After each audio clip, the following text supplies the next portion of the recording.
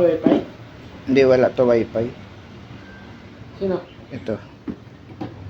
Yung binili namin. Kulang pa isa, dalawa ang bibili namin. Dami panel yan. So, ito yung Aoyang 25mm yung wire.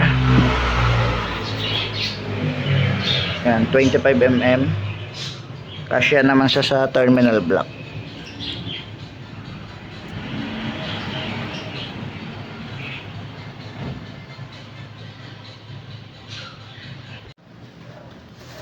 Unboxing natin. Yeah. Cameraman pala ako dito eh. Ha? Cameraman. Kaya ka pala pinalawas na. Tagang video. Bato.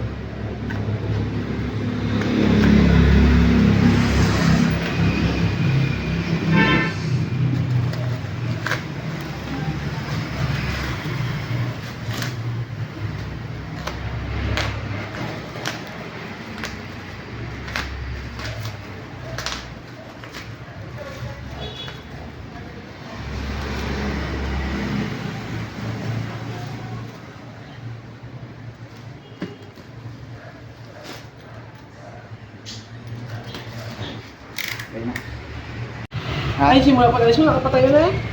Oo, tapos hindi rin pala naka-on yung breaker, hindi rin naka-charge.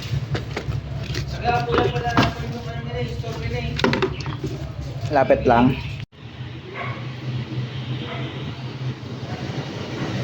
Ito yung aming PB cable, stanso.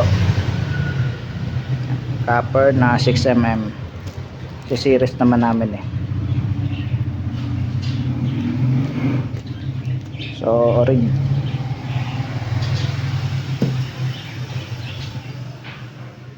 Para mga take lang.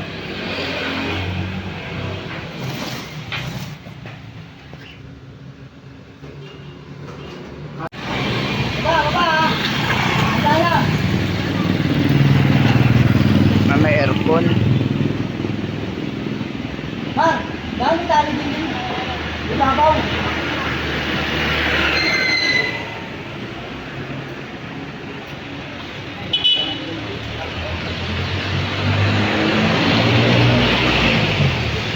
Pag ginodal. Ano no? Pag dumula siya order sa ubo. Hindi yan. Itong tingin siya na eh. Plus man yun. Tignan mo muna yung ano. Baka dumula siya order.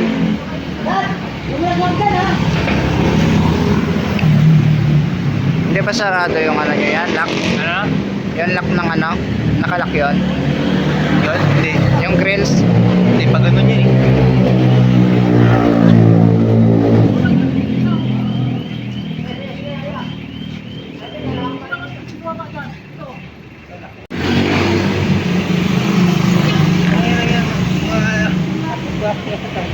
Nakaisa na.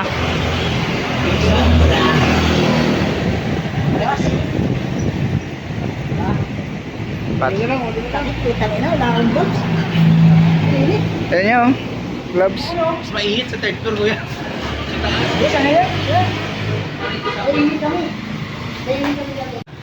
Isa pa lang po.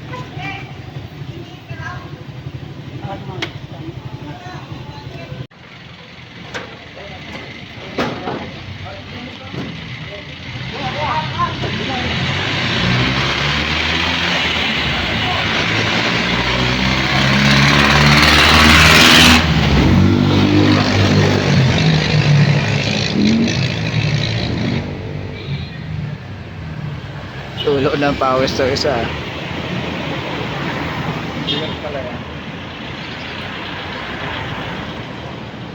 Okay yan pag isang floor lang. Pag may third floor talaga hirap.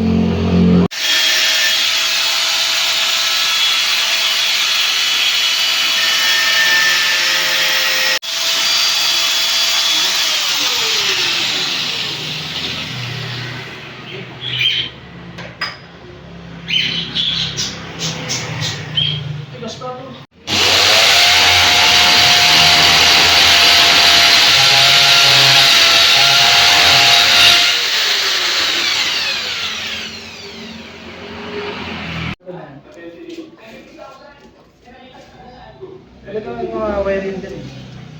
Paano po itong dito, boss? Anong gagawin dito? Yun po kasi yung papadaan yung wire dyan. Ah, Mamaya po makikita niyo yan kung paano nalagyan ng setup ng helper ko. Uy, uy. Galing. Sino yan?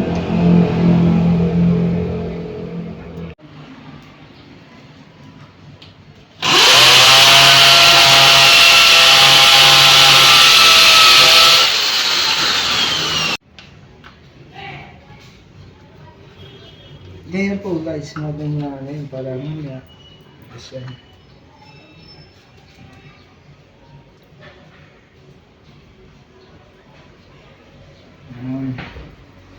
Oops. So, okay na.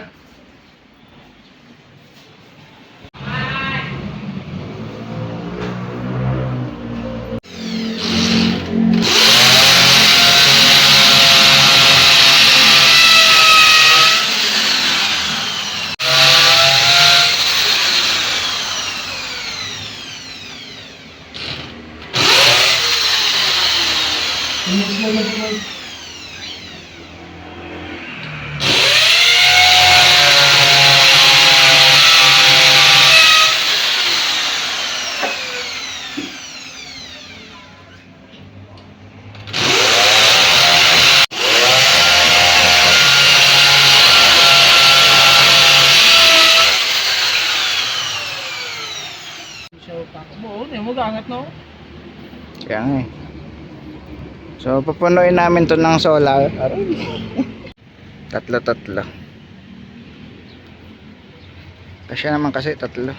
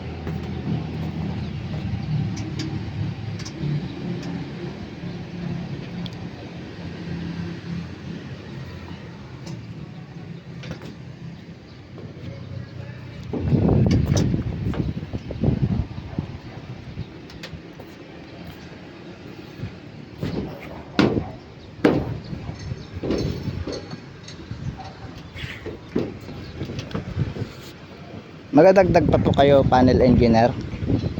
Siguro mga dalawa lang, dapat. Dalawa lang po. Doon nyo na lang ilalagay sa ano na. Hindi. Dito po sa lilim. Sa lilim na lang. Oo, para hindi siya maaraw. Para hindi mainitan. Kawawa rin kasi yung panel na initan. Oo, yung panel. Kung mainitan ang panel, kawawa rin to. Isipin mo, yung panel. Dapat talaga guys, pag magkakabit kayo ng panel, lagyan nyo ng bubong. Kawawa eh, naiinitan. Okay, ito yung gawin yung kisame. Ayan, kisamin na lang para makatipid kayo sa materyales. Tapos saka, ang sure ball na ang buhay niya ay tatagal talaga kahit na patay ka na. Yeah. Buhay pang panel mo. Kahit hindi mo ginagamit yung solar mo, tatagal. Oo. Kaysa naman gamitin mo tapos hindi tumagal, 'di ba? Huwag mo na lang gamitin. Saka sure ball dito guys, kung magpapa-solar talaga kayo. Dapat may budget kayo, tapos Mm. nakaabang na sa kayo sa may sa salpakan ng solar. Yan. Yung Kasi mga, ako, ito yung mga gamit namin, no? bilang engineer na gumagawa ng solar, ang mapapayo ko lang, kawawa ang solar kung naiinitan. Katulad nito, abusado masyado yung nagpapagawa. Nainitan eh. Dapat talaga sa lilim nyo ilagay yan. O, sa mga ano, ilalim ng puno pwede, no? Ito, tapos doon, lalagyan dapat ang bubong yan. Magpapanibagong bubong po. Oh. Kahit yung ordinary lang sana. Hindi kawawa. Paano po pag ano, wala kang bubong? Tapos, Pwede to gawing haligi. ay, mas maganda po, divider ito ng bahay. Ayun. Kasi nga may kulay Yan, blue ayan siya, yung ano ng engineer may natin. design siya. Mas Suggest. maganda yun. Meron- Huwag kayo maniwala yung napapanood nyo sa ano, mga video, sa mga vlog na nilalagay nila sa intan yung panel. Wag. Mas maganda po ang mga panel ay gawin kisame, Yan. divider ng bahay. Para pag divider po siya may kulay blue na yung bahay nyo, tapos negative positive lang naman po yung wire niya eh. Itap nyo po yung dalawang wire doon, tapos pwede na kayo manood. Parang ipapag-short mo yung positive negative, Yeah. no? Kailangan yung positive i-connect mo siya sa negative. Kahit hindi mo na kailangan ng battery doon, hindi mo na kailangan ng solar controller, ng inverter, hindi na kailangan ng lahat. Itap mo na lang. Pwede ka na magluto doon. Naapoy kasi yun eh pag pinag-short mo siya. Makatipid ka na, hindi ka man na kailangan ng ano, electric stove. Pag umapoy siya, tawag ka bumbero. So nakakaapat pa lang kami. Meron pa yan dito. Tapos doon, tatlo-tatlo yan eh. So inuna lang namin yung dalawa.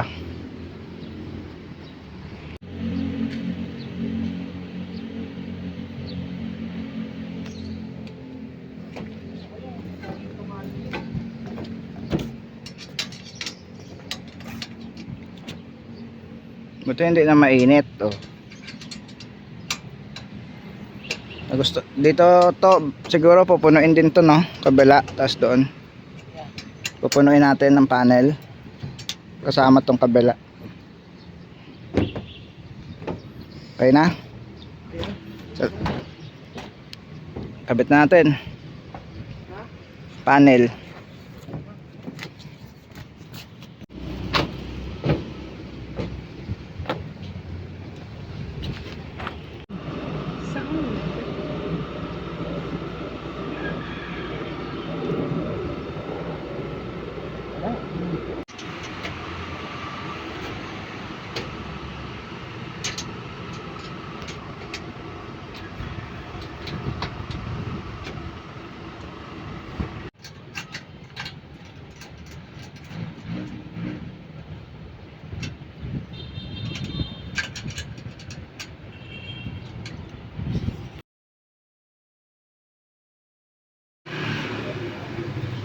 Ito na yung battery natin, CST Energy.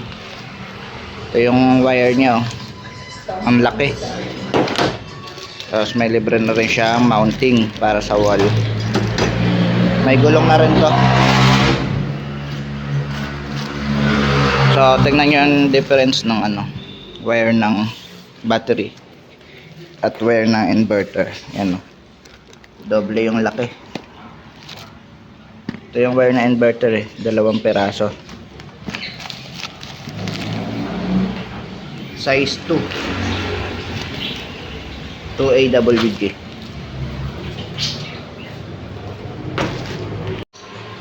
So ito na yung battery natin. So yan, nandito na yung communication nya. Yung RS485. Yan. Ito gagawin natin 1.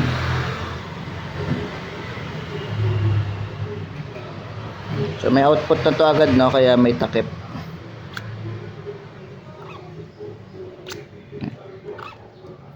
So ito yung pinaka breaker, 125 ampere. Ito yung switch para mag on.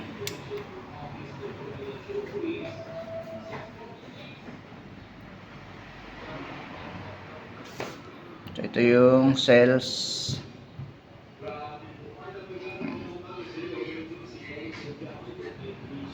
So may isang 3.28 pero okay lang.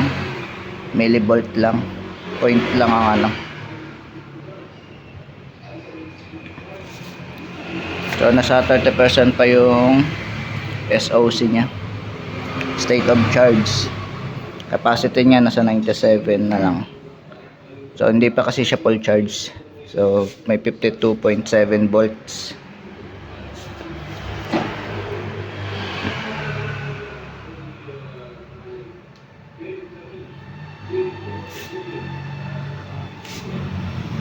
May serial to mga idol.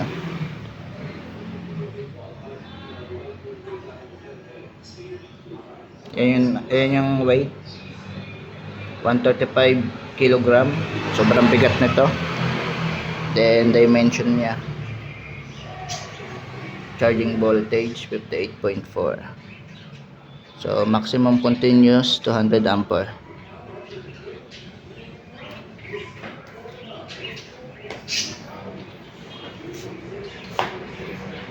Okay, so sukatan natin ng voltage. Lagay mo to. Off. I-on mo So na. on natin yung breaker. Meron siyang 52.9.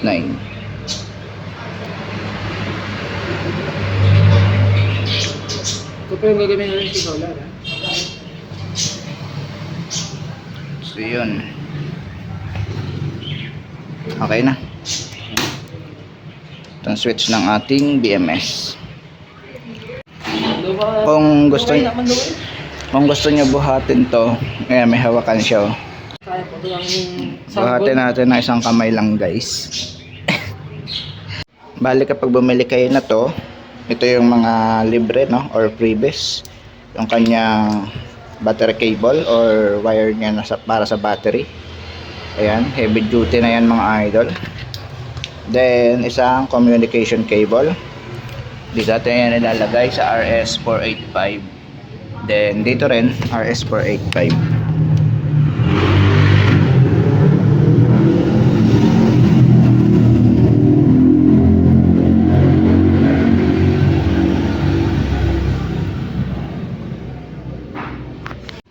So sa pagkabit naman ito, so isasalpak nyo lang, no. Bale ipupush nyo lang to. Yan. So sundan nyo lang tong mga groove. Then hanggang sa marinig nyo yung lagatik. Yan. Pag narinig yung lagatik, nakalak na yan. Hindi na yan mahuhugot. So kapag tanggal nyo, press nyo lang tong orange sa baba. Tapos hilahin nyo ulit. Ito yung pinakalak nya. Then ganun din ang gagawin natin dito sa kabila. Yan. Okay na yan. Heavy duty yan.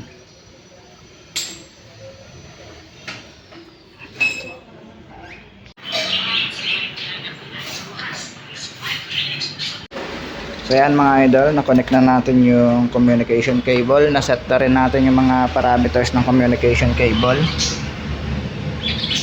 Sa DIP nya, naka 1 tayo dito. Ayan, pag tinanggal ko to, syempre magpo-port yan.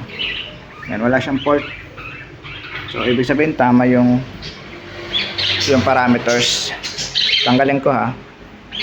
So tinanggal ko. Tingnan natin kung magpo-port.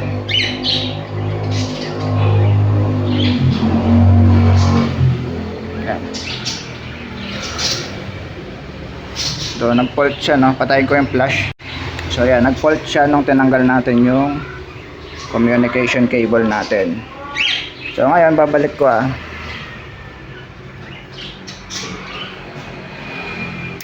Ayan. Tingnan natin kung mawawala. Yun, nawala na, no? Nawala yung fault niya. So naset ko na rin siya. Makikita yan sa dito. Hindi. Tingnan nyo lang yung interface ng Samdon. So dito yan makikita, nasa A10. Nakaset tayo sa L13 sa Pylon Tech ng lithium.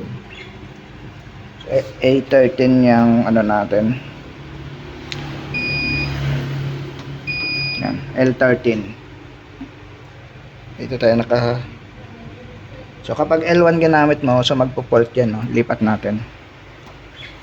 Ay, L1, L11. Yan. Save natin, no? L11. Kahit ano yan gamitin mo. L13 lang talaga kapag CST Energy yung brand. Save natin. Tingnan natin kung magpo-fault sa L11. So yan, fault agad siya. So hindi siya nag-match yung communication cable. So doon lipat lang natin sa ano, L13. Yan. Ayan yung ano niya. Diyan siya nakaka-communicate. Yan, nawala yung fault. Okay na. Ayan yung ating battery. May screen, touch screen. 324 AH 51.2 LiFePO4 battery. So may 8 years warranty to, yung battery na to. 8 years warranty, kaya siguradong tatagal.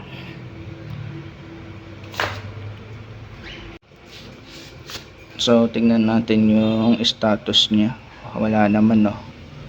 Wala naman. System niya, ito yung LCD version, BMS version. Yan, Bluetooth. So nandito rin yung ano, kung gusto mong Chinese, English protocol. Yan. Ayan yung ating gamit, no, pylon. Yan. Naka RS 485 tayo. Kapag naka-CAN tayo, so magpo-fault yan, no. RS 485 yung gamit nating communication. Naka-pylon tayo.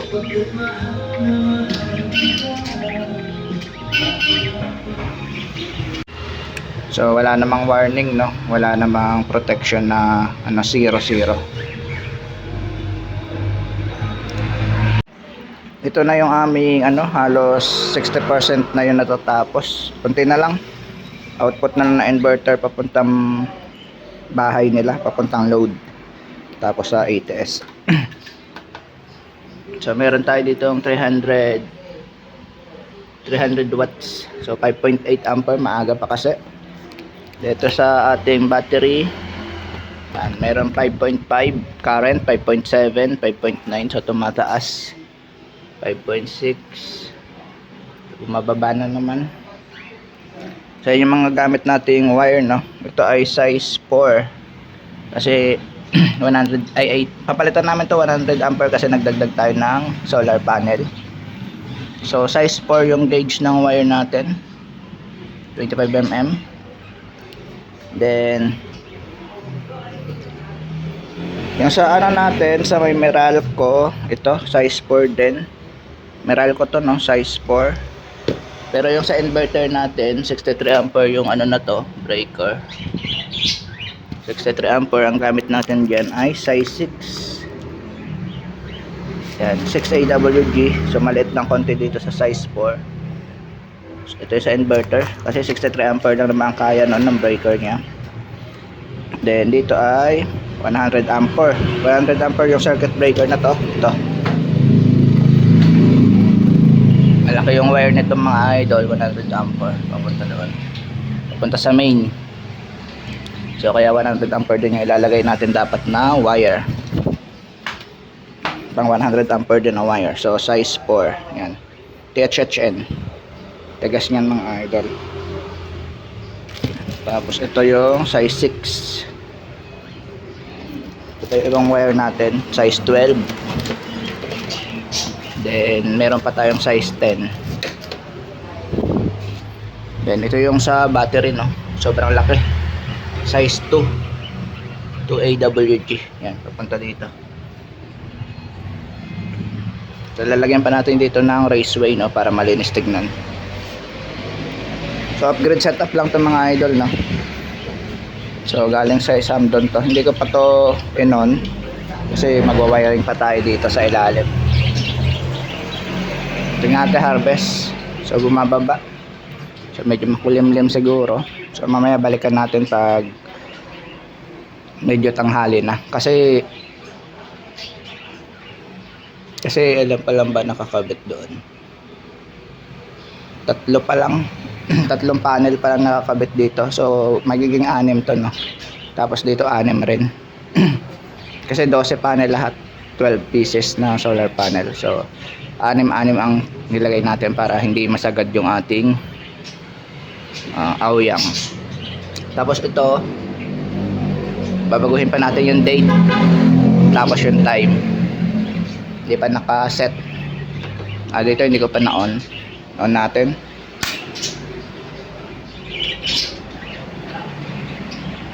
Ito na lang kulang. ATS, circuit breaker, then wattmeter. Yan. 2025 to gawa yung isa. Yung isa naman 2026. May 3.3 na ampere. Dito 3.6, 3.7, 3.6, 3.1 lang dito. Kulang pa po. So 8 pa lang, oh. 818 nasa 1,194.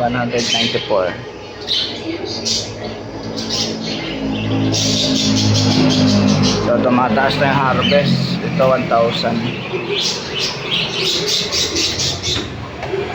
36 ampere yung charge. Dalawa sila. 36 ampere, 8 AM pa lang. Aoyang yung ginamit natin dito. 819, 818.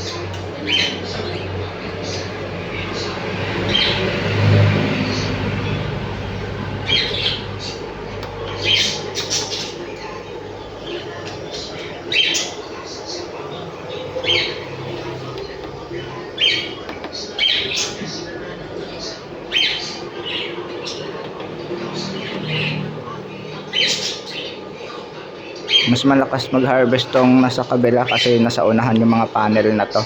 Then dito mas mahaba yung PV cable kaya may power loss. Pero same sila ng dami ng panel.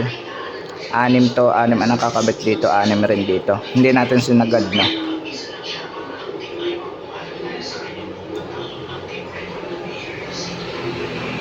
Sa haba kasi ng sobrang haba ng PV cable simula sa bubong kaya ang laki ng power loss, pero okay lang kasi marami naman yung panel niya.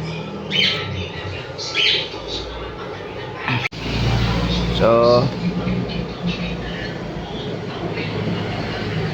1,100, 8 AM pa lang, 8:20 ganun din dito, 8:20 AM. Ito yung date. So itong isa nasa 1,261 watts.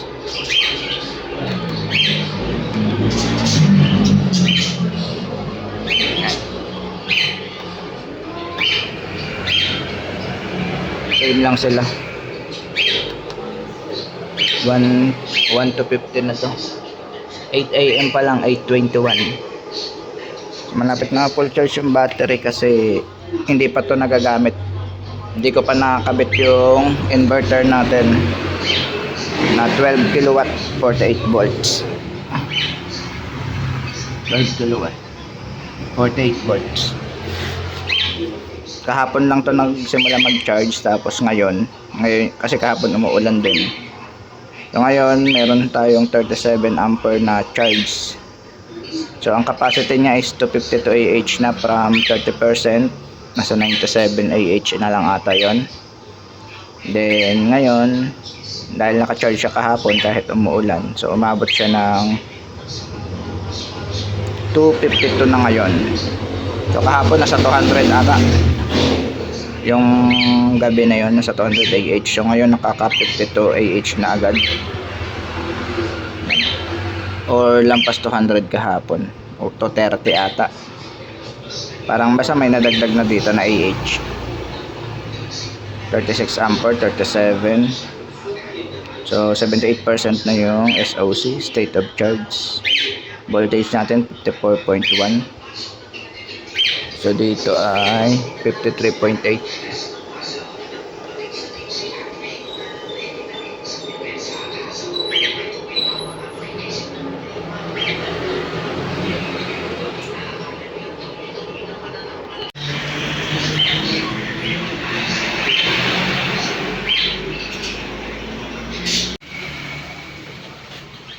kilowatt na harvest daily, oh.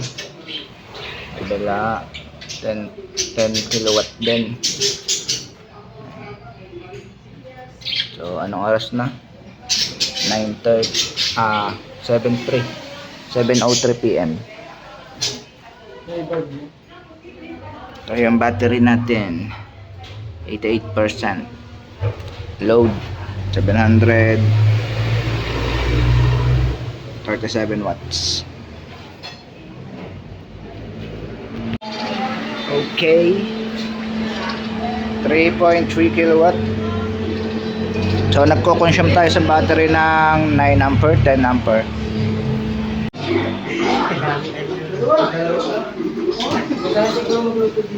Ilang kilowatt yan lahat yan? 5,000 na to. 5,000 kilowatt.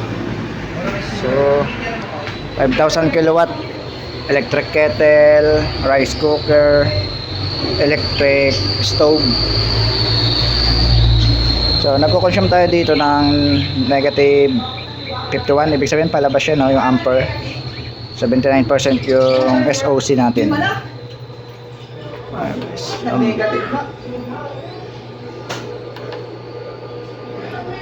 So medyo makulimlim. 28 ampere lang na charge. Check ang wire kung mainit. Hindi naman. Check to. Hindi naman. Ito hindi naman. So harvest natin ngayon 54 ampere. Sa kabila, ganun din. Laman ng battery. Yan. Sa bumaba, 55.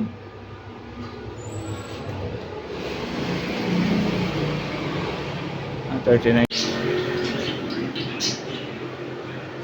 Okay.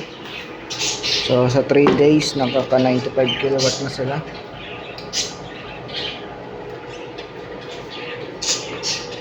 Harvest ngayong araw, kahapon, ng isang araw, 3 days ago, pang 4 days na ngayon.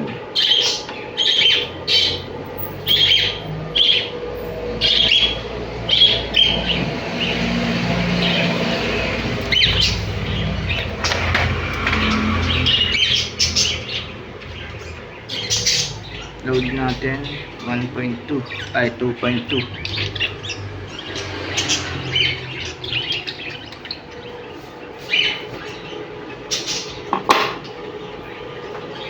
(43 ampere).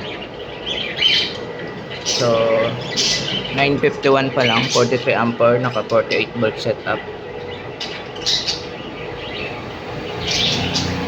Dito sa isa 42. Tapos yung load 2.2. So ang pumapasok lang ay 39 ampere. 40 ampere kasi may load. Kasi tuloy-tuloy ang charge.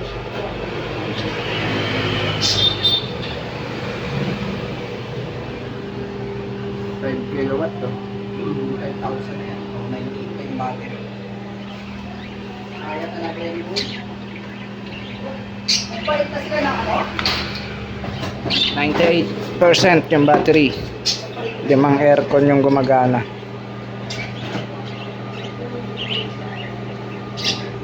Ilang araw na nga tayo? 3, no? 4. Pang-4 na araw ata. Hindi, 4 pa lang to. Kasi dito sa graph, 4 pa lang. Pang-5 ngayon. pang-4 yata iya. Pang-5 ngayon. 5 na ba? Alam ko pang-5 ngayon. 3, 4. Pang-5 na. 98 kilowatt. 5 araw, 98 kilowatt. 5 kilowatt to.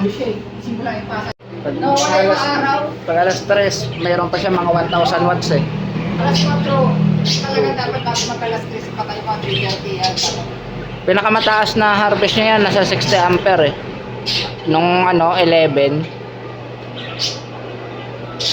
60 ampere. Ngayon 42 lang.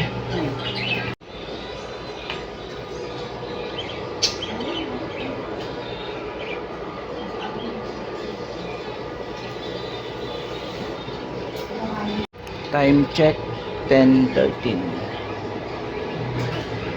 10:13 dito ay 25. 47 ampere.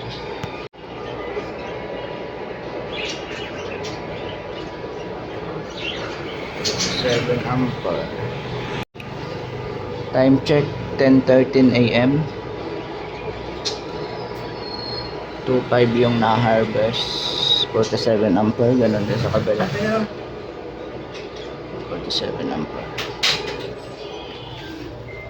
State of charge 73%. 70 ampere. 71 ampere yung pumapasok sa battery. So 324 AH. So meron na siyang 235 AH na laman. Ang load natin ngayon ay 464.69. Yan, 3% pa lang nagagamit sa battery ay sa inverter. 12 kilowatt yung inverter.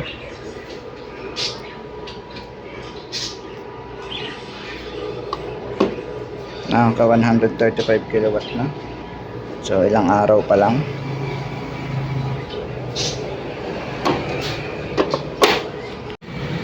So time check 10:41. Umabot na ng 2.8 yung harvest. 51.6 ampere. Yan. Tingnan natin sa kabila, no. So 51.8 naman dito. 2.8 din yung harvest. Nasa 5 kilowatt yung na-harvest. Daily natin nasa naka 6.3 kilowatt na. Daily yan. So 10:42 AM pa lang. 2828. So nasa 100 ampere. Tingnan natin dito. So ang current na pumapasok sa battery 75 ampere. 83% na. 75 ampere. So kasi napupunta sa load yung iba. Yan, yung 25 ampere napupunta sa load natin na 669. So magbubukas na rin natin ng aircon para hindi magsobra yung harvest, para hindi masayang. Yan. Tingnan natin yung consumption dito. So 135 simula nung in-install. Awyang yung ginamit natin, hindi man lang umiinit.